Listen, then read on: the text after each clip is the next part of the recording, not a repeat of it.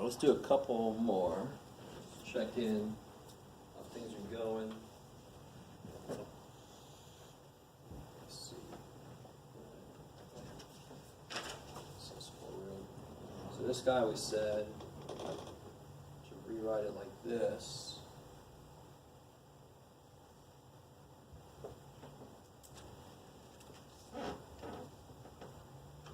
Okay. So when I take this guy's derivative, the main thing, like we said, was it was going to be product rule.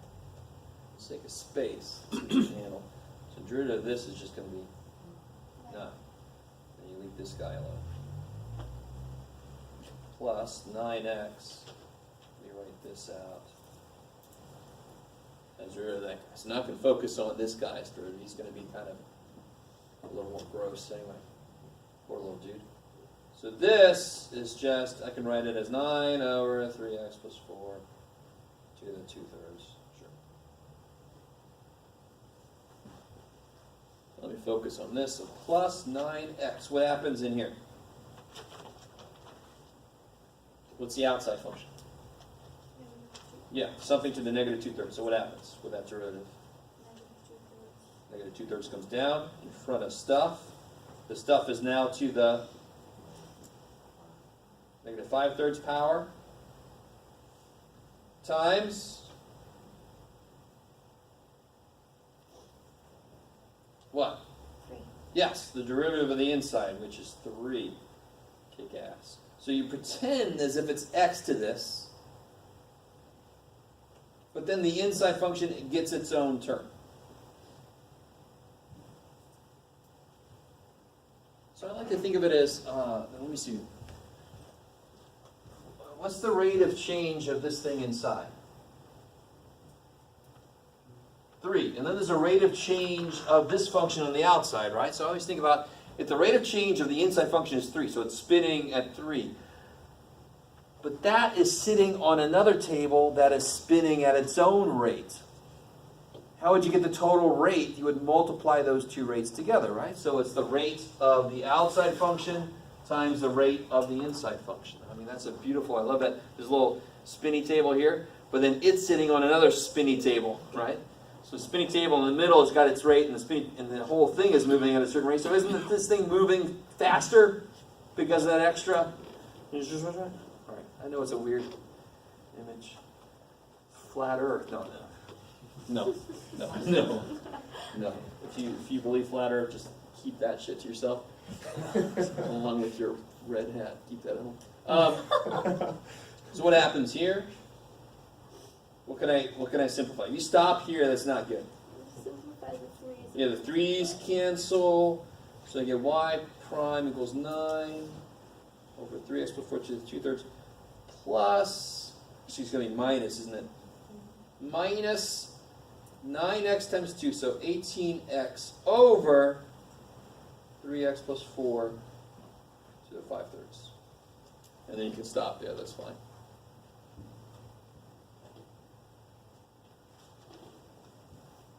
Yeah, at the very least, put your number shit together, right? Bring stuff up front to be coefficients. So we got that part. Hopefully something similar to that happened. I know that we can write the denominator in a different way to make it a product rule, but could we have used the quotient rule? Yeah, you could use a quotient rule, totally. It just would have been worse. It would have just looked a little worse. Okay. Yeah, maybe. But yeah, I mean, I don't know, I have to do it to see if it actually would look worse. Sometimes they're about the same. So yeah, that's not wrong. Your answer doesn't look like that though, does it? No, it didn't. So your answer looks like if I did LCD. More than likely, right? Yeah, okay. So it looks a little worse, but it's actually a more useful form if I had to do something else next. I don't, so it doesn't matter which way you do it. Yeah. Yes? Is that why you decided to bring it up instead? Yeah, yeah. That's sort of like a remnant of old, or young Jeff. Kind of wanted to make everything. So if you did quotient rule on this, it's fine. If you got LCD for this, you should get the same answer as you got. What would the LCD be? What is this missing that this guy has? He's got 2/3 of this, and he's got 5/3 of this. So he needs another. How much? He's got 2/3 of that right now. This guy's got 5/3 of that. So this guy needs another. Yeah, 3/3. 1. So you multiply top and bottom by 3x plus 4. So did you get like 27x plus 36 minus 18x? So 9x plus 36 on the top. No. Ah, shit. So maybe we should do it. All right. Do I have some blank paper somewhere? No. Rawr. Are you blank? No. Okay. All right. Let's see. So if I were to do this problem using quotient rule, let me rewrite the problem.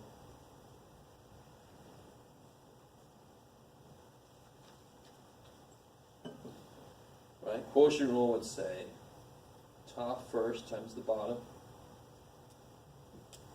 minus top times the derivative of the bottom all over bottom squared. What's it going to be?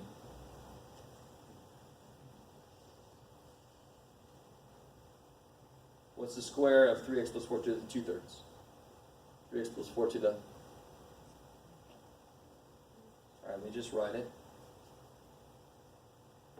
What do you do with the powers? When you raise up the power to power, you multiply them. Yeah, so it'll just be 4/3. I like it. Oh, I see, because you guys are. So, you will get what I said if you simplify it as much as you can. So you get 9 times 3x plus 4 to the 2/3 minus 9x times, what happens in here? 2/3 comes down, 3x plus 4 to the, yeah, I think I heard it, negative 1/3, times 3, I like it. All over this business. Let me just put 4/3 there.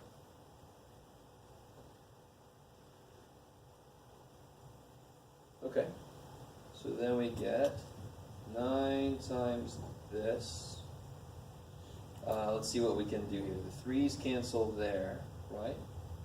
Then I get minus 18x times 3x plus 4 to the negative 1/3 all over everything else. All right, let me stop there for a second. Is that decent? Right? 3's cancel. Twice negative 9x is negative 18x. Why can't I just bring that down? This is really, this is what I can't forgive it, but it's not as unforgivable as some other mistakes. Why can't I just take this down? Because it's being combined with the first term. Yeah, there's a minus, you can't. So really, the only way to take this down is to multiply top and bottom by 3x plus 4 to the 1/3. That's really what brings it down. And then therefore, this guy should get. So look what you do, but watch. If you did multiply the whole top by 3x plus 4 to the positive 1/3, this would go away, right? And this would become a whole one of these. That's really the next kind of simplification step. If you didn't do that, and you did this problem this way, I wouldn't take points off. But I want you to start to realize that. See how the piece he needs to die would fill this guy in. Sounds like a weird dystopian future horror movie, but you must die so I can take your arm. Anyway, sorry, that's weird.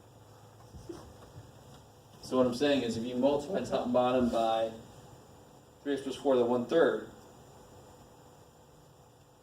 that would cancel. That would become 5/3. Is that cool? And this would become a whole 3x plus 4, and then you can distribute and get what I said you would get. So they would actually be the same. LCD here and what you get here are the same. So really, sometimes if you check your work at the back of the book and they get a different answer, it might be because they simplified a different direction or they started with a different rule. Doesn't mean you're wrong necessarily. Okay, maybe. I know that's frustrating, but oh well. let's do this guy here. So what's the outside function here? Secant. Now this secant really sucks, especially when it's got shit inside, because what is the derivative of secant? Yeah, so I have to say secant business, let me write this like this, times tangent business. Oh, I was overly careful with that first one. And of course, what else do I need? The derivative of the inside. Times the derivative of business. So the derivative of secant something is secant that thing times tangent that thing, but then the inside thing gets its own term. So let me see if I can give myself a little more room. So I get secant, become this, tangent. And what's the derivative of this? What happens there? I love this one. I want you to see. Do you guys know, if I say this, tell me if you know what it is. Russian nesting dolls. Is it matryoshka? Sure, I don't know what the real word is, but the Russian nesting dolls. So you have this big fat doll, and you open it, and there's a little less fat doll, and you open it, there's a little tiny, little tiny, little tiny. And usually tiny. All right. So the original function, there was 2 theta plus 1 in a square root in a secant, right? So how many chain, you have, please dear God, you don't have to know this ahead of time. But how many times should I expect to have to apply chain rule? A couple times, right? So I applied it here, and then in here, isn't there a chain rule again? But see, I don't have to know ahead of time. When I do this guy's derivative, I forget about everything else. This guy, there's a function inside of another function, that's chain rule. I don't have to know ahead of time how many times. I don't just keep putting links on without thinking about it.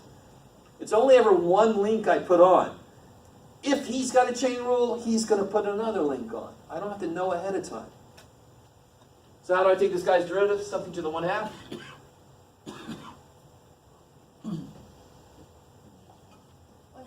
What 1/2 comes down. No.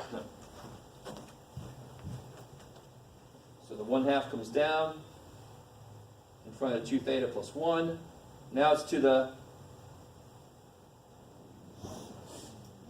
negative 1/2 times the derivative of the inside. What's the derivative of the inside? 2. 11. So see how that 1/2 times 2 goes away? Yay! Yay! So then I get a prime of theta is secant stuff, tangent stuff. And what do I have left alive in here? 2 theta plus 1 to the negative 1/2. You can leave it like this, or you can write it one more time and bring that downstairs. Either way. If I brought this down, could it cancel with these? This is another place where you'll see tears on your paper when you give it back, little tear marks. If I did bring this down, right, because it's a negative power, if I brought it down, could it cancel either one of these? I don't like how long it's taking for you to answer that. Shit, no. Hell no. Where is this? Inside. Stuck in him. Where's this? Stuck in him. Division can't cancel inside of a tangent. There's no freaking way. All right. Stop making those mistakes. if it was a tangent or a secant, we can still do that? Because they're multiplying each other? How do you mean? Oh, Last- if this was last- over secant this, then obviously I can kill those, yeah. Yeah. I like it. But do I have a 2 theta plus 1 to the 1/2 on top? No. I have secant of that, and I have tangent of that, but I ain't got no 2 theta plus 1 to the 1/2. So there's no way in hell a 2 theta plus 1 to the 1/2 could cancel, because it's not up there. It isn't. I like it. It's sort of related to, this would always drive me crazy when I ask people to, how do you add these together? Well, you just add 2 to the top and bottom. What? Shit, no. This has got an X. This does not have an X on the bottom, and that's when they go, Jeff, did you forget your meds this morning? But of course it doesn't have an X. It has a freaking X plus 2. That's not the same as X. All right. So sort of related to that idea. All right. So how am I going to do this problem? This problem is actually going to be sort of a little bit easier in a way.